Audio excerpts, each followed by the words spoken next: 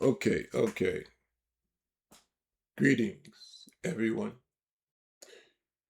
When you all see me and I'm in the person, this is very important. You know, uh, all of them important, but it's only one of me trying to get all this information out.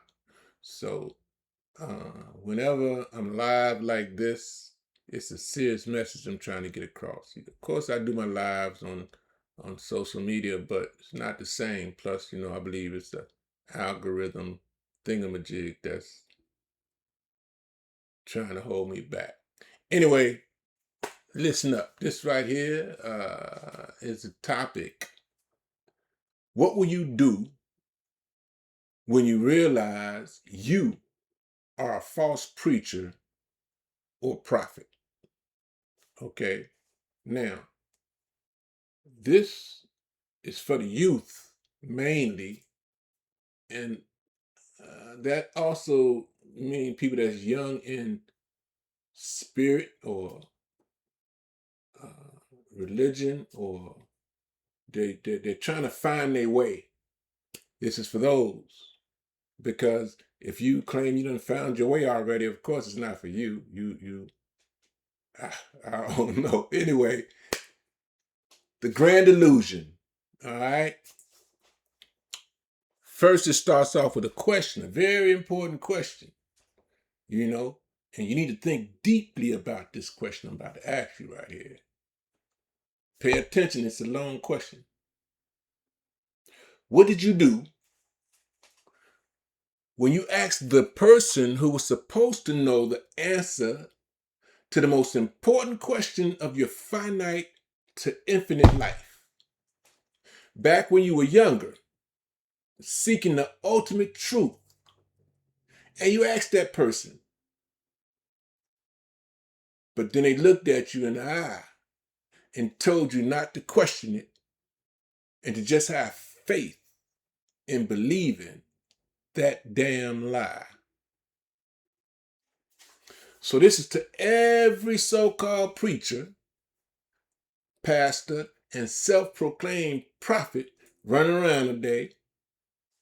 You are violently busy preaching the exact deception that has plunged the entire world into a spiral of collapse.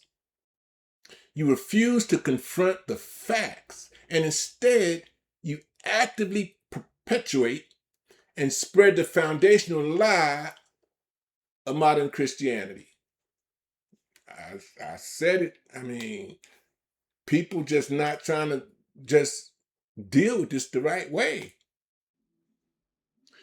You think you are guiding a flock, but deep down you know you are not guiding them to the truth. You are just out here lying to the flock. But when you look closely and start at historical reality and textual criticism, a terrifying question remains. What will you do when you face the Creator and realize you were one of the exact false preachers and deceptive guides your own book warned you about? You throw around institutional slogans, yet you have never spent a single day of rigorous, honest study looking into how your own doctrine was manufactured. Let the facts be laid out plainly, though. We got the historical verdict and the pagan influence.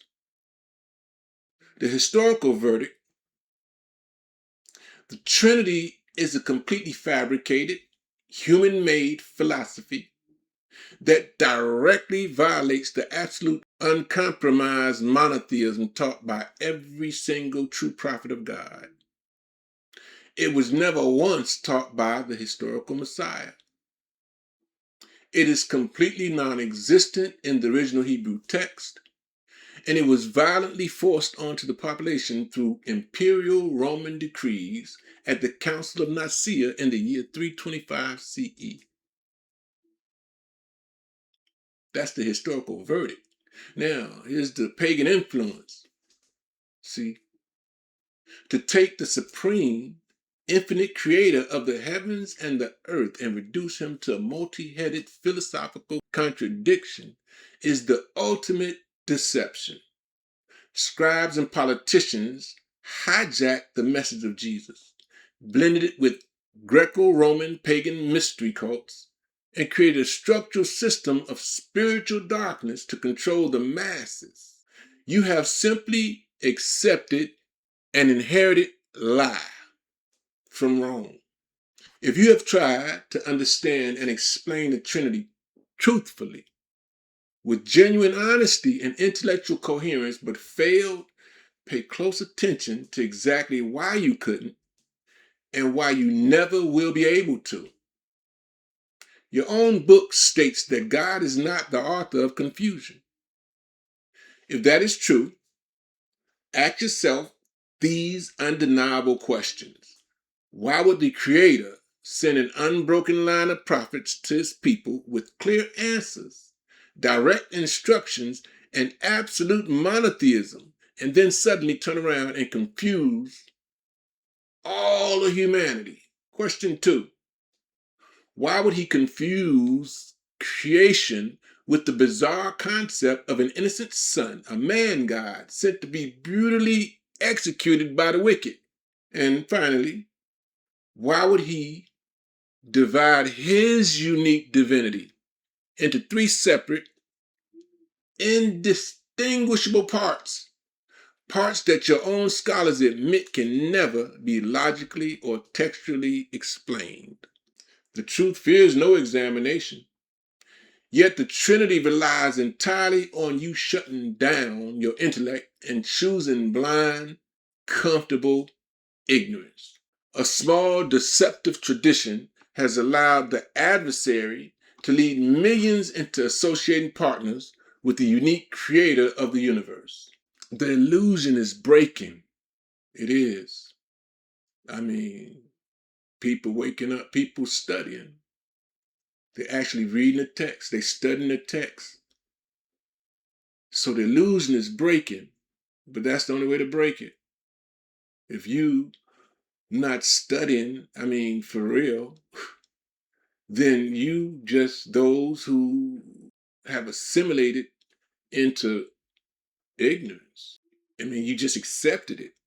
See, people are finally waking up though, stepping away from the church indoctrination and realizing that true salvation requires you to stand completely alone before the one true God, without any human intermediaries, no partners or multi-headed dogmas. You better drop the pride. Confront the historical blunders in your text and realize who it is you will actually have to answer to on the day of judgment. Don't let someone else, or it won't be someone else, don't let your refusal to study on your own, to really try to figure it out, don't let that be the cause of your eternal damnation. But this is what I do with full heart, is because I'm trying to get people to see the truth and what's really going on. So thank you if you watched to the end. I appreciate it. Hope to support. I hope you support because it's needed. Everything gonna be everything. Assalamu alaikum wa rahmatullahi wa barakatuh.